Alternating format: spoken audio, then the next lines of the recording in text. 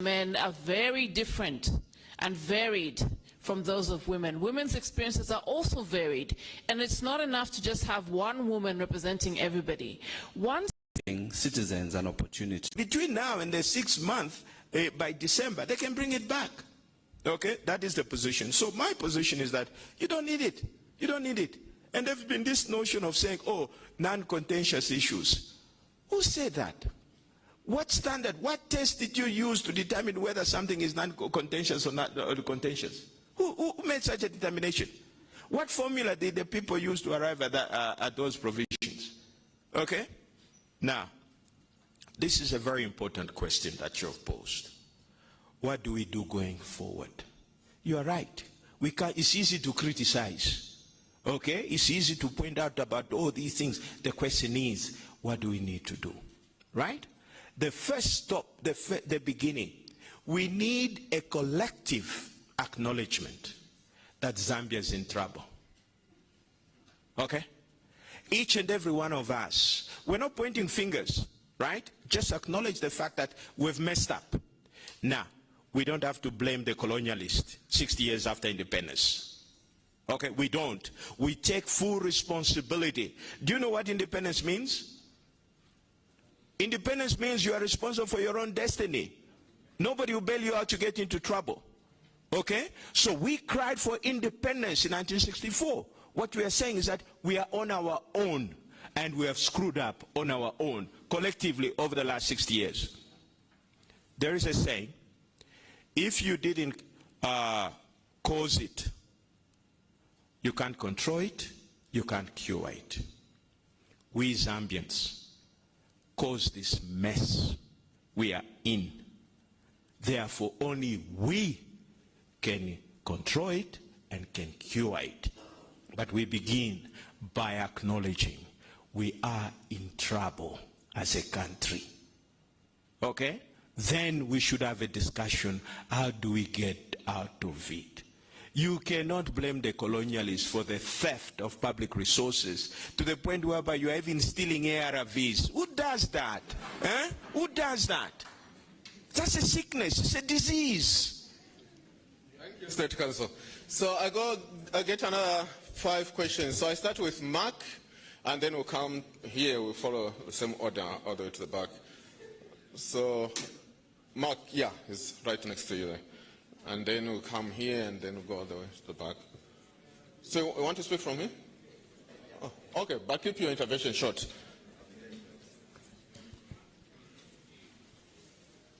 Thank you very much, Dr. Kava. I hope that Senior State Council Sangwa will also not say I missed one of his classes, because part of what I will use are his notes. Yes. First of all, I want to commend the team for their submission. Divergent views are healthy in any democracy. And in a democracy, we have to agree to disagree. When they disagree with us, they should also accept when we disagree with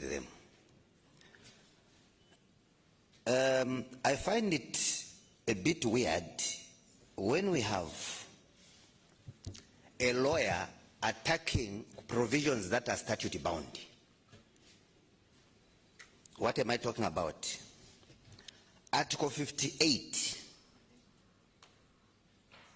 sub-article 5 of the Constitution of Zambia provides, and I read, the Electoral Commission shall at intervals of not more than 10 years review the names and boundaries of constituencies and wards. End of quote. I wish to submit on this score that the idea to propose in the bill to change the complexion and structure of the constituency is not a suggestion. It is a constitutional provision. I want further to mention that, having said that, one of the key issues that I learned from Senior State Council Sangwa, who was also one of the lead lawyers in the case that Madam Linda Kasonde referred to. I was in the chamber with him. I was actually filing in for them. One of the key issues that you normally talked about was that you have to come up with a constitution that stands the test of time. Doc, I'm sure you remember, that's part of his words. Secondly, there are different approaches to making the constitution. Constituent Assembly, amendments are one of them. And never in his lecture did he ever tell us that amending a constitution is not a priority. But that, I'm coming. I'm coming. But no, I'm making a comment. So it's a conversation. It's dialogue. Huh? So dialogue is not about questions only. It's about comments also. So my submission is that, unless you want to come and edit my speech, allow me to speak, because that's what democracy entails. Okay. So that's part of the problem that we have, Dr. Kava. So the other point that I want to bring out is that one of the attributes of a good legal system is that laws must change according to the changing society. And the people themselves have the power to change the constitution. Now, Article 61 of the Constitution provides that legislative powers are derived from the people. But the next article, 62, they vest those powers in Parliament. Through their submissions, none of them has told me which clause in the Constitution has been breached insofar as this proposed bill is concerned. I think I'll end here for now. So I'd want to hear the reaction.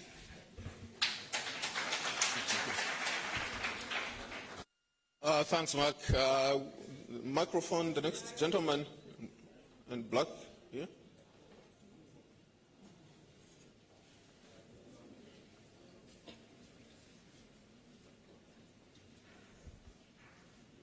Dr. Cobb. Dr. Cobb. Dr. Cobb. Morning, thank you. Dr. Cobb. Dr. Cobb. Oh, yes. Can you indulge me? Okay, just a minute. Can I just address this issue to do with 58? My memory is failing me. I propose again the 5 questions and then I'll remind you. I hope you remind me. Yes, sure. Thank you. Okay, thanks.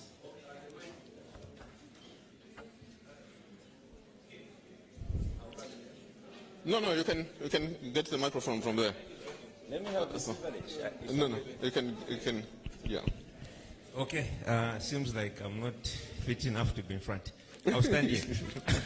Yeah, so my name is Shalala Oliver Sepiso from the UPND media team. I think I came through because firstly, when you looked at the panel, there was no chance for anyone that feels in support of the bill should be in front here. And then every time we try to appear on media with any of these guys, they don't show up. So I thought I should come through. Maybe we can have a conversation today. So one of the things that is always raised by LAZ, also Chapter 1 Foundation, is the lack of consultation on the part of government. But I would love a situation where we get submissions on the positions LAZ has taken, whether you've submitted the same to your members and you've had consultation. Same with Chapter 1 Foundation, whether you've been doing consultation, because you have to have a moral standing for you to make suppositions, positions. When you say government is not consulting, show us how you've consulted to reach where you are today. Secondly, on the, like my boss, Mark mentioned, government has followed the law. Article 79 is very clear who's supposed to enact the laws, which is the parliament. I'm not sure why in Zambia we want to behave as if laws should be enacted in cathedrals and in NGO boardrooms. Laws are supposed to be enacted in parliament. Okay, thank you. So if you...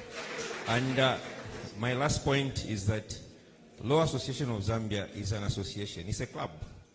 I'm an engineer. We also have Engineering Institute of Zambia. We have accountants who've got an association. We've got architects. We've got so many professions. I think it's a bit... Yeah, sure. Sir, so if you don't have time for submissions, then why are we here? So if you may go to your question, sir.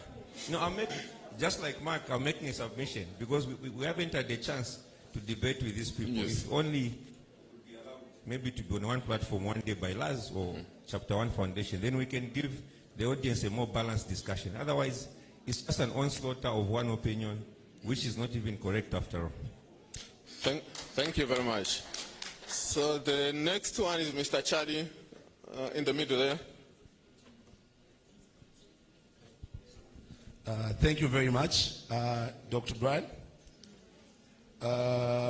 My name is Clement. I'm from the Center for Young Leaders in Africa, SILA.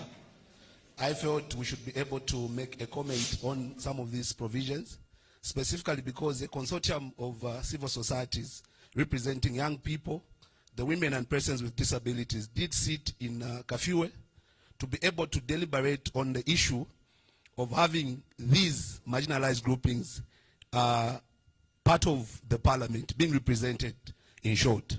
What came out in that process was that these groupings did propose a mixed member electoral system. What the government has done, they've come up with a whole different system that is tokenism in nature, a mixed member proportional system that awards seats to parties that are already big in nature. The mixed member electoral system proposes that we'll have a parallel electoral system that will bring in new 60 members of parliament picked from these groupings who shall compete for these seats. No one wants a seat on a free table. No one wants a seat on a silver platter. These marginalized groupings want to actively participate in the electoral process, but it should be a system that will be able to give credibility and also make them feel proud that they actually came into the House by way of a vote. There's a provision for the Secretary to the Cabinet to be reduced from 10 to 5. I wish those that are in support of this provision would tell us who is it that this position is being reserved for, because I hold the view that we have enough civil servants that have 10 years experience. I thought I should add my 2 cents. Thank you. Thanks, Clement, for that. So, Mr. Charlie? Thank you. My name is Atresford Charlie. I'm a constitutional lawyer. More of a comment. Article 45, 2, C and D, both talk about the electoral system of Zambia should be transparent. They also talk about the fact that the electoral process should be simple, it should be practical in terms of tabulation. Now, when you look at the proposed proportional representation, how is that simple? How is that practical in terms of tabulation? Because proportional representation is done in South Africa, it's very mathematical. In this country, we can't agree when 14 days is 14 days. In this country, we can't agree when 14 hours comes. How are we going to agree on the percentages? Bill 7 proposes to add the words and determine and determine. You realize that in the 1996 Constitution, it says that the court shall hear and determine a matter. Shall hear and determine a matter. In the 2016, the word determine was left out. It just says the court shall hear. So hence we had that past 14 days. Linda has rightly said, it has already been interpreted. There's no need for it to be in Bill 7. And I wonder, as a person that has challenged the dismissal of 3 Concord judges, I'm the one arguing that matter. I'm thinking, is government agreeing that the dismissal of the 3 Concord judges then was not necessary by bringing that in Bill 7? There's an issue about lacuna, that when a candidate files in and resigns, then the election is going to be postponed. So Bill 7 tries to cure that by bringing the issue that was discussed at a political party, bringing those issues of curing it. Now, like others have said, there is no need to load the Constitution. Article 8 talks about the values of the Constitution. Article 9 says, when you are interpreting the Constitution, bear in mind those values. What are some of the values? Democracy is one of them. Are you going to tell me that the Constitutional Court will agree that candidates can file a nomination and resign 100 times, and 100 times the elections will be postponed? Is that democracy? It won't be democracy. So you leave some of these things for court to interpret as opposed to having them in the Constitution. The issue of replacing vacant MPs, Bill 7 tries to say the political party that had the MP that has left Parliament, they will nominate a person without a by-election. I don't agree. Let's give an example of the current Chabinga versus Mao and PPF. So if Chabinga decides to expel all the PF MPs, it means that Chabinga has to replace them with the UPND cadres. That's what it means. Because Article 72E says that one of the ways a person can cease to be a member of parliament is when they're expelled. So Chabinga can be expelled. And then you are going to have UPND cadres on the PF ticket. So these are things that we must think about. Thanks very much. Look, just lastly, just to agree with Mr. Sangwa, that there are so many provisions that have not been implemented. Part 19 is one of them. It talks about land and environment. It has not been implemented. The Constitution says you cannot give land on a river frontage. Today everyone is getting river frontage, but the Constitution doesn't agree with that.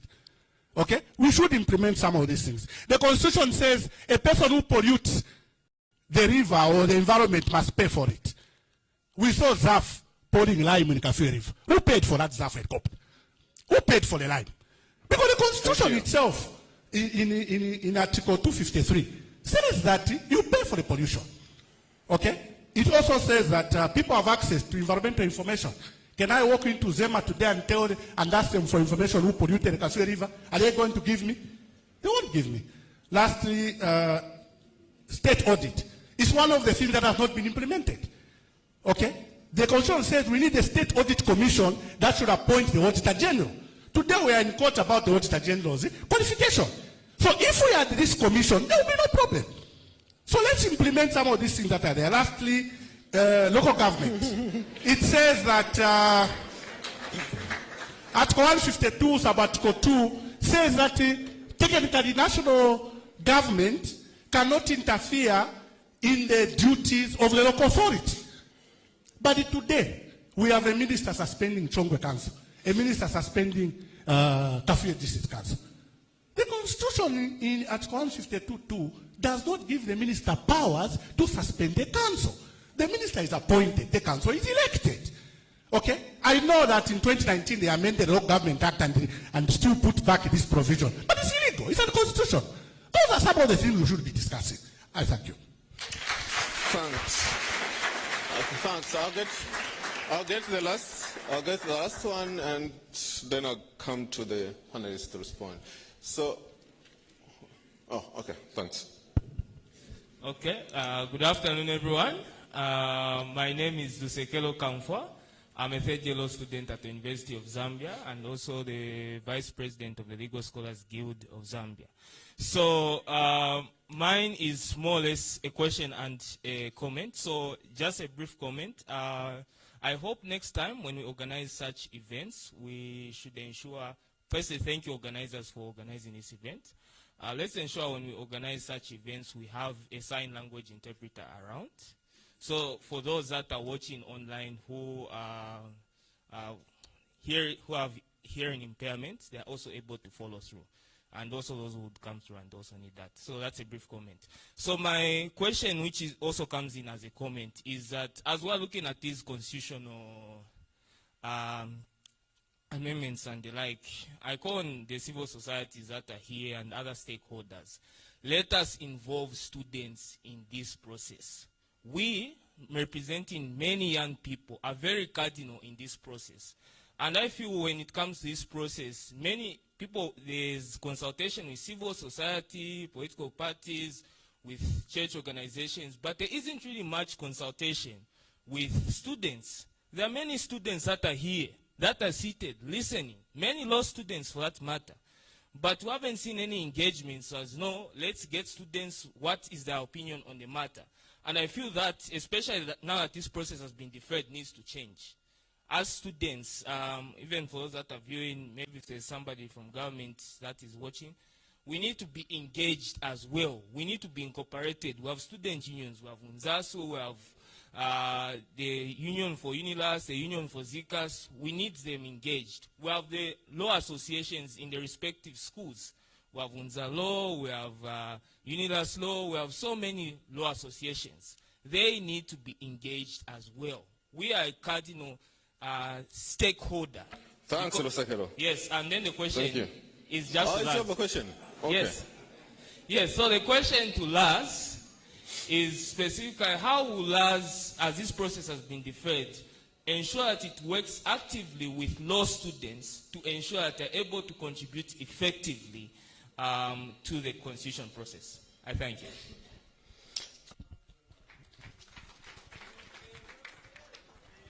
I'll get back to my panelists, then I'll come back for probably a final round of questions.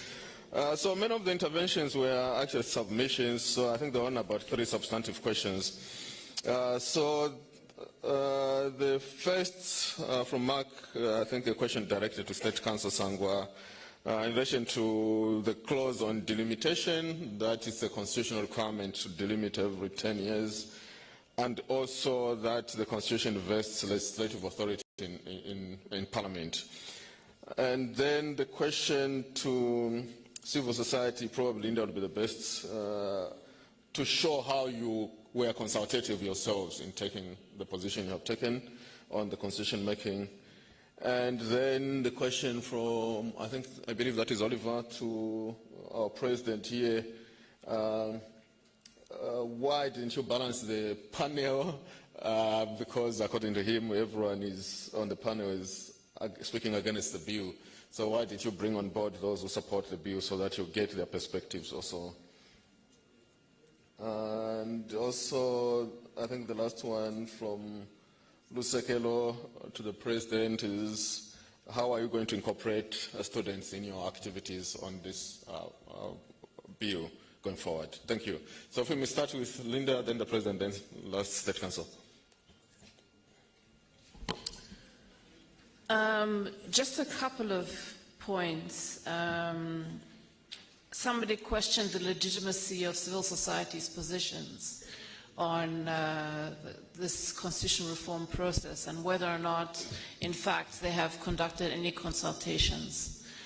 I'm very much aware of several civil society organizations that are working together to go around the country, not just in Lusaka, asking people's views in the provinces as to what they would like to see in the Constitution. So very much so, people are being consulted. So that's that point. And then on the delimitation, I believe the constitutional provisions actually refer to reviewing.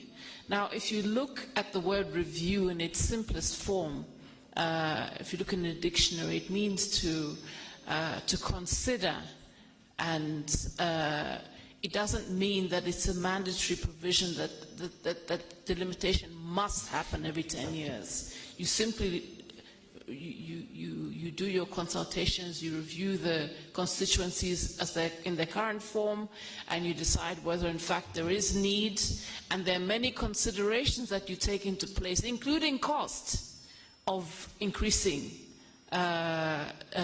constituencies, and certainly increasing them by 60%, if not more. It doesn't sound justifiable at all.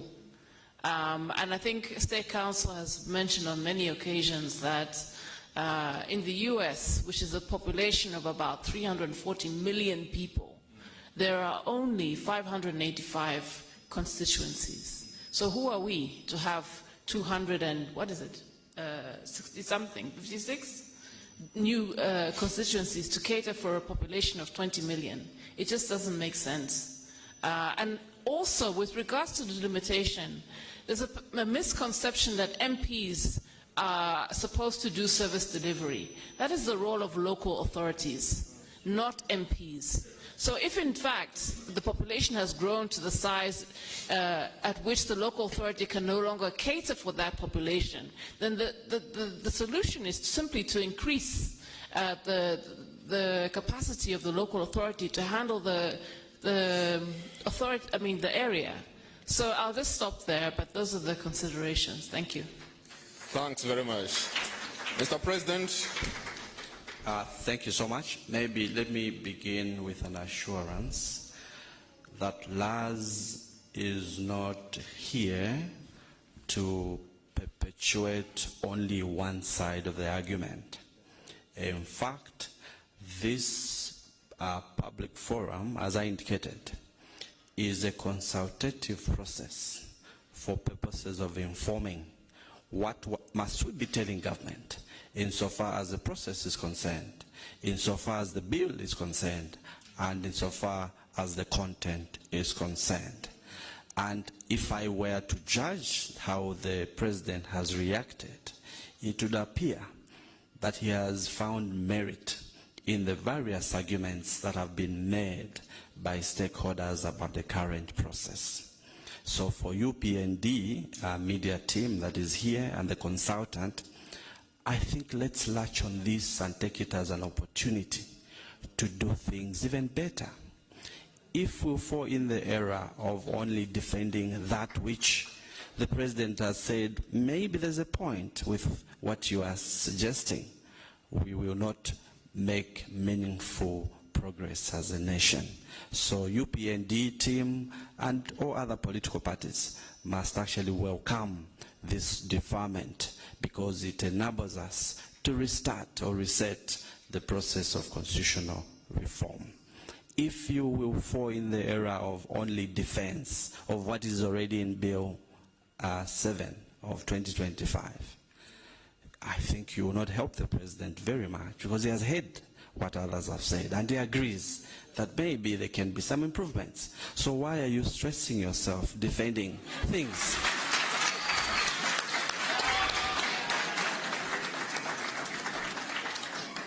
So let's work together and help the country to go forward. And insofar as the balancing of the panel is concerned, I want to assure you that, in fact, even beginning with Mark, who is in here, an invitation was extended to him if he wanted to be here. An extension of, to be part of the panel was made to the Minister of Justice, to the Minister of Information. We do not have any ulterior motive as LAZ to advance one cause over the other. What we want is a genuine national consultation, so that the product or the fruits of this consultation will make our country better. If indeed we approach it in a non-partisan way, I think the reform process will produce much more. But I was tempted to also weigh in on the argument of delimitation. I think that is actually a very weak argument to make for advancing a reform process. I must begin by saying that there is nothing in the Constitution that mandates that there must be a constitutional review on the basis of delimitation every 10 years. Let me make a legal argument and why I say so.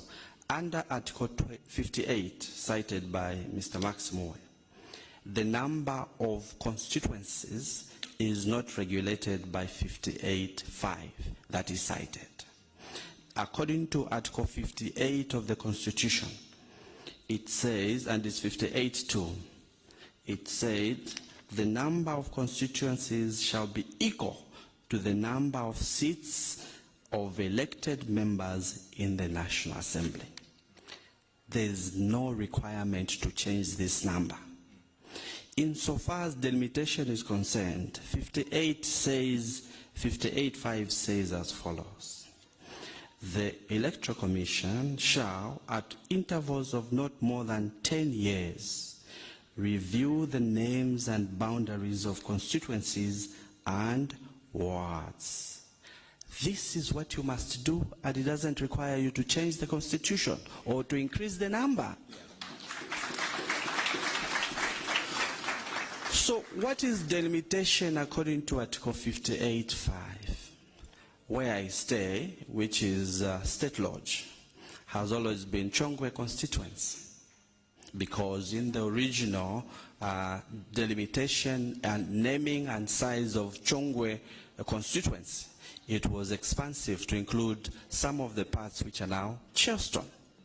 Because people have settled in State Lodge and Chelston, some of which was ordinarily Chongwe, it is impossible to correctly call Chongwe constituency to be that area which also covers Chelston and State Lodge. So the Constitution expects that the boundary of Chongwe must be moved, and the name of this constituency to cover State Lodge must be delimited. and exclude some portions, which strictly speaking, maybe should be Lusaka Central or Munali constituency. Once we do this every 10 years, we have satisfied the requirement of the Constitution. It is a fallacy to suggest that we are mandated to increase the constituencies every 10 years as a requirement in the Constitution. Not at all. But if our needs do show that we need that, nothing stops us from doing so. So I think it's a weak argument, and it makes Bill 7 look very bad to use weak arguments to advance it. Especially that some of the things it is hoping to, address, indeed, as Doc Landilani has said, have always been of concern to citizens. How do we get rid of by-elections? Thank you very much. Thank you. So, State Council, question from Mark, I think centering on two provisions, delimitation every 10 years and vesting legislative power in Parliament. Thank you. Yeah, no, thank you. Actually, I don't even remember him being in my class. Him, Mark. Oh, Mark. He was. He was? Yes. Okay. His age. I can take advantage of age. Okay. No, I think in my keynote address, I think I pointed out what is bad or wrong with Bill 7. Okay? It's there. I can give you my paper if you're interested. I have a personal plea. Guys, when we meet in a gathering like this, I think it is inappropriate to identify ourselves as UPND, Socialist Party. We are here as Zambians. Okay? I think it is wrong. It is inappropriate. We are here to discuss what is in the interest of the Republic. I have lived long enough. I've seen people that were once in power thrown the other side. Okay? Power is transient. It's never permanent. Okay? So you should always remember, you see, power is public trust, and the people can withdraw that privilege. So when we talk, we should talk in a non-partisan way. It is important. You see, there is strength when the country comes together.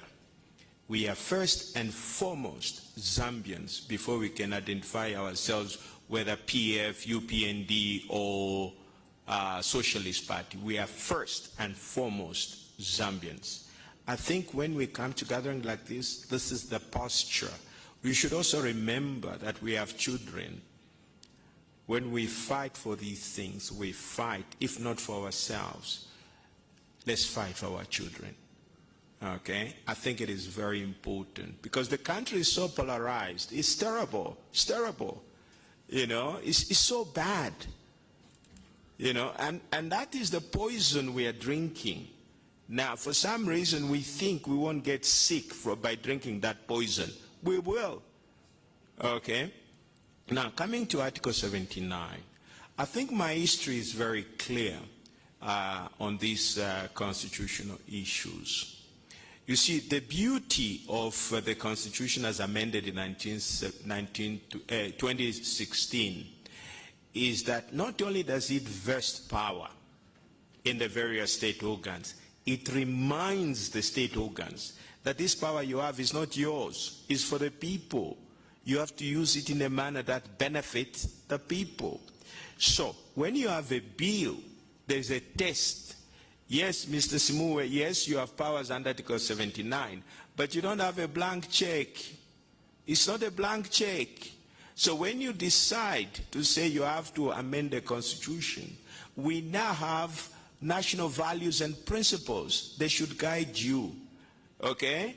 Even when the executive powers of the Republic are conferred in the President, they are not his powers. They are people's powers. When he is, by the way, legislation is initiated by the President. So before he releases the bill, he has to ask himself, how does this benefit my people, right? He should be able to make a case. And there is no case that has been made in relation to Bill 7 as to how it benefits the people. It doesn't. Okay? So there are safeguards. Even if you have power, you don't have a blank check. You have to satisfy those standards. Okay? Let me conclude also on, yes, laws must be changed, but there has to be a case. You don't fix something that is not broken. Okay? We fix things because there is a problem. And one of the issues that you should also be mindful, I'm sure Dr. Banda, Dr. Kaba know this. Timing in constitutional changes is important. How do you begin to change the constitution a year before the election? Huh? How did you do that? Where were you all along? Why wasn't this the first order of business when you got elected? Why didn't you do it? If at all it's genuine and it has nothing to do with the election. Why do you have to wait a year before? No, maybe we're talking about months now, right? Yeah, so that is where even if the intention is good, timing is very important. Okay? Right now, this particular bill is tainted. It is tainted. Now, guys, there is a reason. If you go back to the delimitation provisions in the Constitution, there is a long history, starting way back to the 1964 Constitution. The overriding consideration is the national quota. National quota. Can somebody tell me the rationale for a member of parliament for Kanyama to be responsible for 500,000 people and somebody in the northwestern province to be responsible for 25,000? Can somebody give me any rational explanation for that? There's a problem. Okay? Now, the reason you have delimitation every 10 years is very simple. Do you know that we have the highest population growth in the world? In the region. Our population growth is crazy. We're looking at, if you look at the draft report, it is talking about nearly, I think, 3 to 4%. We are breeding. So it is bad. Okay? That is why you have to revise the boundaries every 10 years. Because every 10 years the population grows. Now, if the population is flat, okay, most of the countries in the sub-region, their population growth is under 2%. We have one of the highest population growth. So that is why I was to answer your question, we have to make sacrifices, all of us, to pull out Zambia out of the mess it is in. So that is why there is a requirement. So, delimitation, guys, get it. It has nothing to do with creation of new boundary constituencies. It has nothing to do with that. It is about, it's not about creating new constituencies. It is about playing around with the boundaries. Where the population has grown, you shift the, you can't shift people, right? But you can shift the boundary. Yes. There's this myth to say because we are more, we should create more. No, it doesn't. Okay? For example, some constituencies should not exist, should not have been created in the first place. Okay? And to echo my colleagues, guys, it's a myth, that lie to say, no, we need more constituencies for development. Guys, that's a lie. Okay? MPs have nothing to do with the development. Development at the local level is the responsibility of local authorities. You look at the back of the Constitution, you will see the list of functions. There are functions dedicated to the national government, then there are shared functions between the national government and the provincial government. Then there are functions that are exclusive to the local authorities.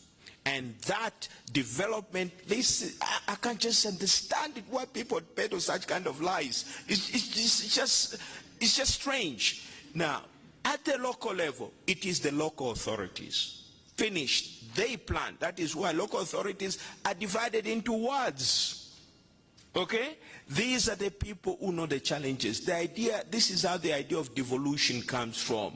You can't control everything from Lusaka. Okay? That is why, for example, you gave fire tender to Siavonga. How much was that? That fire tender was about $1 million, right? Now, Siavonga's never had a fire, but you give them a fire tender. Do you know what they were using the fire tender for? Transport. Okay, they were transporting people and it overturned $1 million gone.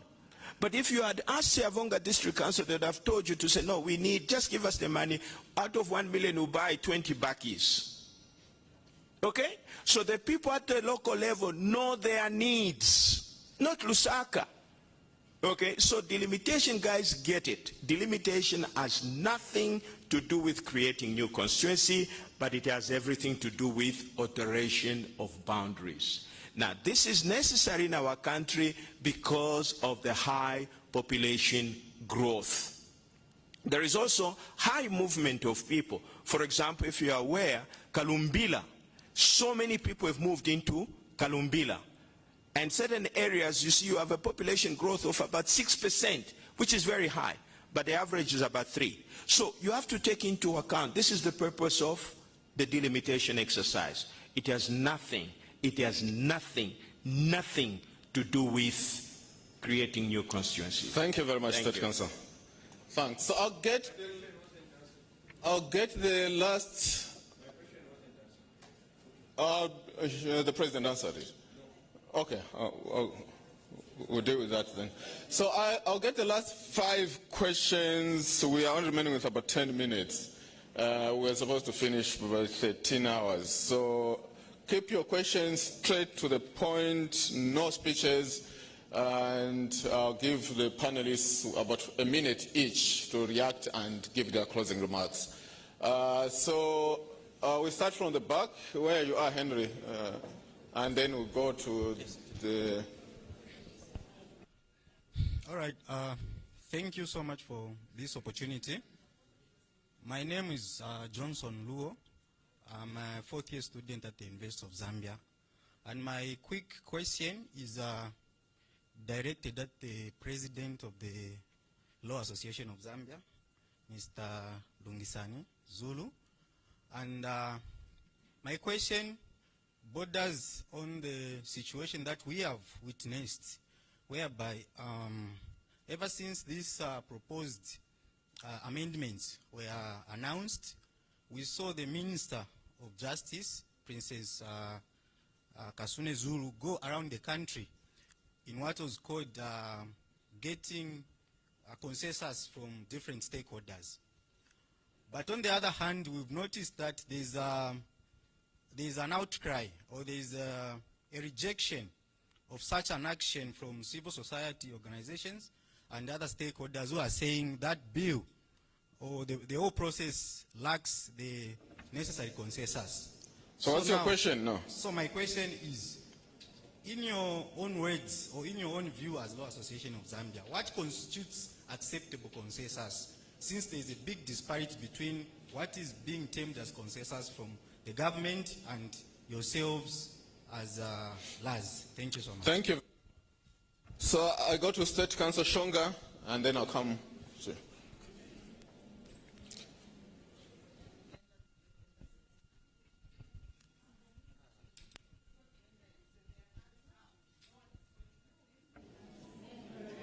Thank you. Can I yield to the lady next to me? Okay. Thank you so much, State Council Shonga. I have a question to everyone seated on the panel. What are we doing to get everything that we are discussing here, or the views that we hold in relation to this Bill 7? What are we doing in bringing that information to the regular, ordinary Zambian to understand? What are we doing? And just a brief comment, I will not abuse my time. What I see most of the times is everyone in here is intelligent, everyone here is smart. We all understand what we are discussing. But as I was coming, because I was late, I was listening to Dr. Banda, and he said tokenism. And I said, what's that? We are not conscious of the fact that at the end of the day, government is selling. We are all salespeople here. Government is selling, you are selling this bill to the ordinary Zambian. We get lost in legal arguments, big words, and we forget that our actual target is the ordinary Zambian, the ones who actually vote at the end of the day. Thank you very much. Let me just finish, Doctor. The ones that actually vote. What plans do you have to explain this bill to them? And how are you going to do it? Are we going to see a more proactive step to ensuring that the ordinary Zambian understands it? Otherwise, at the end of the day, Doctor, we are just going to move away from this meeting and it's going to turn into jokes. Or indala mashatokenism nashfuma. Too many rage. Or thanks it very will just much. turn into jokes. Thank you. I've noted your question. So State Council, and then we'll take another lady. Thank you, Moderator. First, gratitude to all of those that spoke today. The views from the audience were also very helpful. I'll focus my comment on just one aspect. I shan't take long. Consensus building is the agenda I would like to push. The President has given us pause. I think it was the right thing to do because the temperatures were very high. You can't think when it's too hot. Temperatures will now come down. The question is, what do we do in this moment of pause? And my hope is that whatever is done leads to consensus building. I'm a scholar of constitutional law, but that's not the issue today. The issue is there must be consensus building for an enduring process. I'll stop there. Thank you. Thanks very much, State Council. So there's a lady next to Oliver. I'm accused of being gender insensitive, so we take her. Thank you so much. I think that my question goes straight to the panelists, especially the LAZ president. This is not the first time, sir, when we are having a problem, when we have a bill. Bill 10 was thrown away, and today we have Bill 7. So, since this has what have you done when the first bill, Bill 10, was thrown away?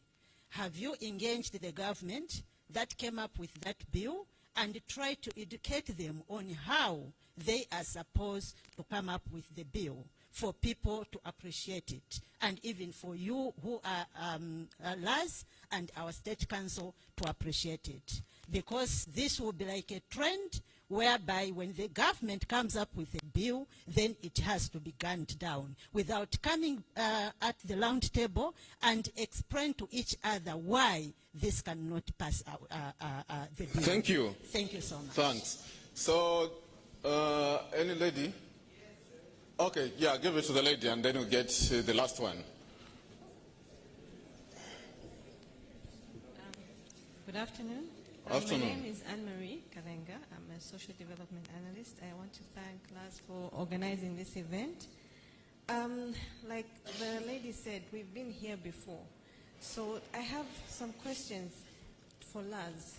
You know, what are the weaknesses or the aspects that are in the constitutional making process that allow it to be easily reshaped by those in government? My second question is, moving forward, what measures can be taken to put in place to stop those in power from easily bending the Constitution to their will?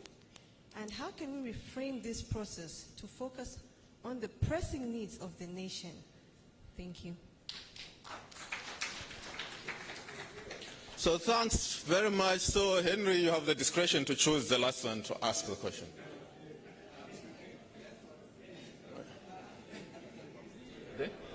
We are not done? Okay. Okay, so I'm guided, we'll get everyone, so, but keep your comments short. My comments are going to be very short. And one, it will be directed to State Council Sangwa, and the other one is a short comment on what the last president has mentioned. It is not true to argue that delimitation is only a movement of boundaries. Delimitation is the movement of boundaries and also creating of new boundaries. Hence, the Constitution talks about naming. I want that point to be clear And there is a report by the Electoral Commission of Zambia to that extent that there is need to increase the number of constituencies. So if there is need to increase the number of constituencies, it follows naturally that the constitution should be amended. Where the constitution says you should have 150 members, it increases according to what you are advised by the technocrats, which technocrats have done a research. Not even LAZ has done that research, not even Mr. Sangwa has done that research, or any of the panelists there. Moving forward, Mr. Sangwa, in his political speech, has alleged, in his speech. Okay, so I have to protect my panelists, so Okay. just ask your Thank question. Thank you. So Every speech go is to the political. question. Okay, Mr. Yes. Sangwa, State Council Sangwa, in his speech, argued that Bill 7 actually breaches Article 90. My argument is that there is no bill that can breach a law. It's clear. He has also argued that he has also argued. So we It's need to very accommodate true. many people, so if you could wind up, yes. He has also argued that Bill 7 does not protect the Constitution, but undermines the Constitution. Now, there is a proposal in Bill 7 that says that instead of just hearing, you should also be determined. How is that going to be undermined? How is the Constitution going to be undermined if you just put to determined? So, if it requires the court to hear, not only to hear, but also to determine, how is that undermining the Constitution? I thank you. Thanks very much, Mr. Zaza. The next one. So go straight to the point. We have run out of time. Thank you, Mr. Moderator. My question goes to Council Sangwa. And my question is, I would like to understand what you are opposed to when it comes to Bill 7. Is it the process? Is it the content? Is it the timing? I ask that because as you've been engaging, I've noticed you seem to be opposing yourself. And let me explain what I mean by that. You said you are opposed to the whole process of Bill 7 and the reform and everything. Then later on you went on to justify the need for delimitation. So if you say we do away completely with Bill 7, what about the aspects that you are encouraging towards delimitation? And also I just want to applaud you. I am not done. Okay, thank you, Council. Thank you. Thank you. Okay, so the few hands this side, I think. Okay, the last three, okay. So if you could go straight to the point. Thank you very much. All protocols observed. Thank you. Oh, okay. I'm speaking on behalf of the youth.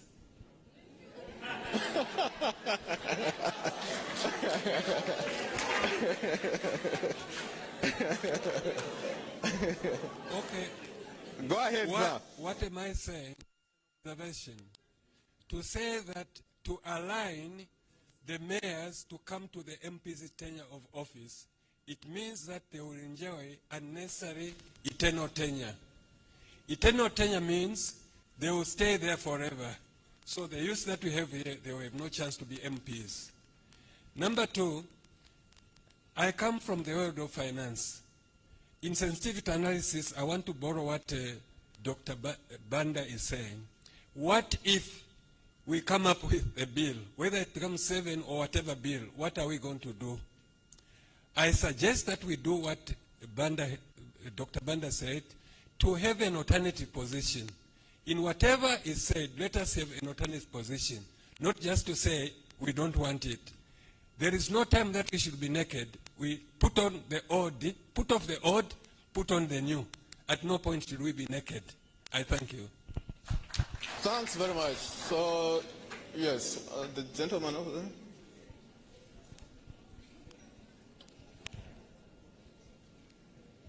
Thank you very much for the opportunity to speak. My name is Simon Mwewa. I'm a senator of the Legal Scholars Guild of Zambia. Mine is a contribution and it will be very brief. I think what we have had in the country is what I can term as a protracted constitutional making process. Because all the time, ever since we began this whole process, ever since 1972, we have always brought in proposed amendments and changes throughout. And just to categorize these things, these so if you could go straight to your question. Yes, I'm coming to that. I'm just laying a base. These things or the proposed amendments always have to deal with things that will only benefit the politicians directly and not Zambians. We have not spoken about the importance of bringing in social as well as economic rights in the Constitution. All the time we always talk about things that have to do, no parliament that, presidential term that, running mate, security of tenure for that. Yes, they are important, but let's also consider putting in things that will be beneficial to the Zambians directly, not only the politicians themselves. And in conclusion, I'm submitting to Mr. President that next time as you're going to organize this thing, try to also put in a very youthful voice to sit amongst the panel, so that as they are going to be giving their submissions, the youths themselves at large will not feel left out. Thank you so much. Thanks very much. Okay, the gentleman in white shirt. All right, thank you so much. My name is Chipanga John, a first-year student at the University of Zambia. I'm worried to hear that the people that were invited to be part of this gathering have not come, which is a very worrying sign. The Minister of Justice representative. Now my question goes to the last president. From your own observation of all the discussions that are going on here, what is your conclusion and what are you going to advise the government? Thank you. Thanks very much. So I saw the last hand. Yeah, the last hand over there.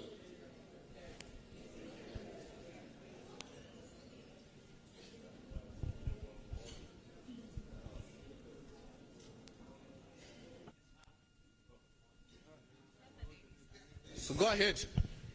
Ladies first, and I'm a youth as well. Hello, everybody. All protocols observed. My name is Nambula Napanje, and my question goes to you, the LAZ president, and also the panelists. You have couched yourselves as protectors or guardians of the Constitution. And when asked how far or what will you do to protect the Constitution, you have said you will engage in conversation. Is that the full extent you are willing to go? How far are you willing to go as protectors or guardians of the Constitution? Thank you. Good afternoon, everyone. Yeah, sure. My name is Wadia, a proud Zambian. My question is targeted towards Mr. Sangwa and Madam Linda Kasonde.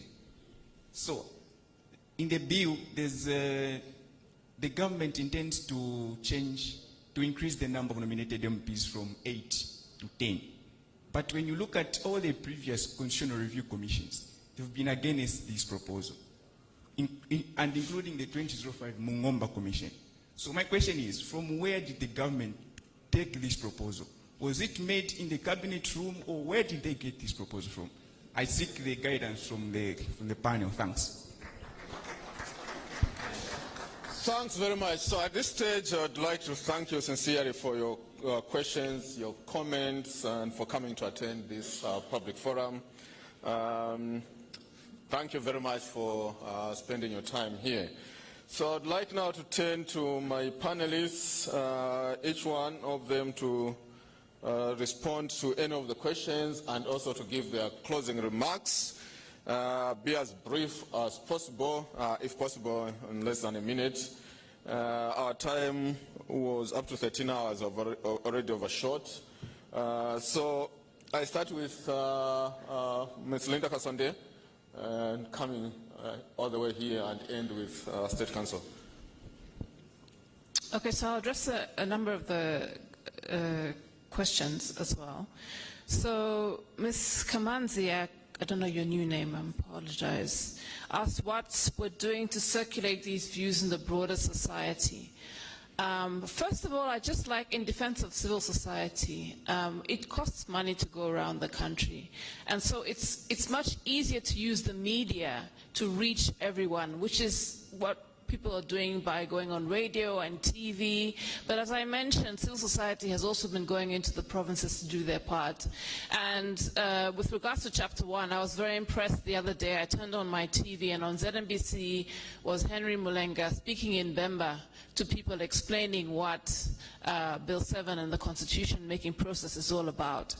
So there is some effort in that regard. And then there was a question by another lady as to what makes governments, successive governments, try and amend the constitution so freely every time they come into office. And for me, it's a number of things. Firstly, opportunism, because they want to do something that will increase their chances of winning the next election. But also, I think we don't have Democrats, people who truly believe in democracy, who are in charge of this country. We don't have people who have a respect for the Constitution, who are leading us. And those flaws, I think, mainly stem from a lack of civic education at the lower levels when you're being educated in primary schools all the way up to secondary school. So I think more needs to be done in that regard. Then with regards to research, I think Mr. Zaza asked, he said none of us have done any research on whether delimitation should be done or not. And to that I would say, neither did the government, because when they announced that delimitation would be done, the report was nowhere near ready or released. So how did they base the decision to increase the number of MPs by 90? Where did that come from? The report wasn't released. It hadn't been released. So what did you base it on, my dear, is what I'm asking you. Then lastly, how far would we go to protect the Constitution? So I've been in this, an activist for many years, and one of the things I've tried to do in my activism is to say that it's not up to just a few of us to defend this Constitution. State Council referred to the constitutional provisions that talk about the civic duty are placed on every citizen to uphold and defend the Constitution. It shouldn't just be the people on this panel or anyone in civil society. We all have a part to play. And then lastly, my closing remarks are that we will never achieve perfection in any constitution-making process. And what we must attempt to do is to ensure that whatever processes we follow have the mandate of the people. They need to come from the people and not from the government. And that has been the downfall of every single constitution-making process in this country. And then also, there's a question around whether State Council thinks it's the timing, is it the process, is it the content, it's all of the above. Because if you don't get that mixture correct, then the process will be flawed. The process is as important as the content. And so, you know, I don't think it's up to any of us to decide whether or not we need to make further constitutional amendments. The decision should come from the people. And that decision should be respected by the government and us as citizens. Thank you. Thanks very much. Landilani? I'll start with the issue of delimitation. And in that respect, what I want to say is I'll echo the first thing that I said, that in 2020, the Minister of Justice gave us a report and said that from a report that was given, 90 constituencies should be created. In the current constitution, we are seeing 50. The long and short of it is that there is public discontent with respect to the delimitation methodology that is being used. Wrong or right, delimitation may or may not be needed, but The method and methodology that is being used currently is one that leaves a lot of public dissatisfaction because of the fact that we have not seen the delimitation report, if it is there. That is to start with. And I would also like to echo the fact that when it comes to delimitation of constituencies, it speaks to the role of a member of parliament. I'll piggyback on what Kenya has done, where Zambia borrowed its constitutional provisions. There was a case that was litigated in Kenya which said that the role of a member of parliament is to legislate, not to give service delivery. The role of a member of parliament is not to build a school, it's to argue on the law about what a school is, about what the constitution is. But we have mixed up the role of member of parliament to what the role of local government is. I think that is a very important issue. Right or wrong, maybe there is not sufficient civic education on it, but the member of parliament is not responsible for building a school or a hospital, giving money for when there is a funeral. No, it's to argue in parliament about the nature and process content of the law. That is what the role of the member of parliament should be. And as such, you cannot have 1,000 constituencies. We don't need that. We just need people who can argue in parliament about the nature, role, process, content, and provisions of the law. That's one issue. Another issue, just give me, because I didn't get so many questions. Another issue is this, right? That when we meet in such fora, yes, it is very important to be aware of our, what I would call our positionality, right? We can be aware of how we diverge, but we also have to be aware of what we are trying to achieve, right? To a very large extent, what we have done, like I said in my first address, is that we are doing an us and them thing. And when we are consistently doing an us and them dialogue in a constitution-making process, then we will not achieve the very thing that I think State Council Mr. Shonga has said, which is to build consensus. Consensus building is the most important part of constitution making, and that means two things. Number one, being aware of where we differ. Number two, being aware of where we agree. And when we have that conversation, we have the conversation with the broad objective of what we are trying to achieve.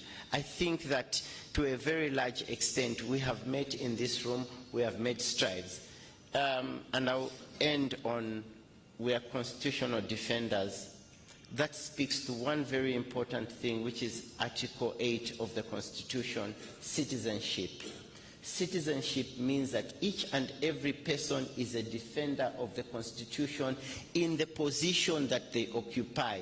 In the position that you occupy as a speaker, as a person that asks a question, as a person that answers a question, you are defending the Constitution. So the various positions that we all hold in the various areas of influence and areas of power that we hold, we are defending the Constitution. But how do we do that? We should be very aware of what our biases are. But if we make the biases that we hold, political, civil, or whatever, if we make them come to the fore, then we're not defending the Constitution, we're simply defending our position. The position should be the Constitution and not the position that we hold in defending the Constitution. Thank you. And I think that is clear. Thanks. Thank you very much. Mr. President. Unlike State Council Sangwa, I'm not yet 60. Someone texted me to say, and State Council said, we must not be laughing, therefore. We must be sad people. I just saw someone who is also below 60 says, today is Friday. State Council has decreed that we must be drinking because we must not be laughing. But I don't think that's what State Council was trying to stress. I am a happy under 60-year-old person because when I see the majority of this group, it is predominantly young people. We have more stake in this country than some of our leaders and some of our MPs and some of even senior citizens. I think we have a higher duty to defend the Constitution and also to engage in robust discussions that will make our country a better place. For a long time, I think we have burdened politicians with everything. It is no wonder that even when the rain doesn't come, we blame the president. He's a bad president, that's why there's a drought. Not at all. I think it's incumbent upon all of us to do our fair share, to contribute to the progression of this country, to sustainable development. So why I am happy is because we have begun to do that which government is expecting. National consultation on a constitutional reform process. Let's forget our biases. Let's forget what we thought is good or bad, because nothing is cast in stone insofar as government is concerned. In Bill 7, we can rewrite each and every clause, but maybe even better. Then the country will benefit better. That way, and it's my call, that let's seize this opportunity to discuss how we can progress. Going forward and looking at the various hands that I think were raised, it is clear that we need more conversations. We need more discussions. What we want to propose from the LAZ side is that now we'll be addressing thematic areas. So if the next forum comes, we just dedicate to delimitation and maybe by-elections. Nothing beyond this. That way, we'll be able to get better conversations and even proposals about how to go forward. If we dedicate the whole forum on specific issues, how can we increase the number of MPs? Or how do we deal or get rid of by-elections? I think the results of these consultations will be enriching to the country, but it also help government to have a better product should the consultations reveal that we must proceed and, reform the Constitution. So I wanted to just indicate that I'm very grateful for the robust conversations. The Constitution is a very attractive tool in the hands of a politician. It is no wonder that Bill 10 and Bill 7 are not so different, but the people defending or supporting them or supporting them will change. Some of the arguments that we are restating here have been made by others when we're dealing with Bill 10. But the same counter-arguments that were made at other time, politicians will change their positions.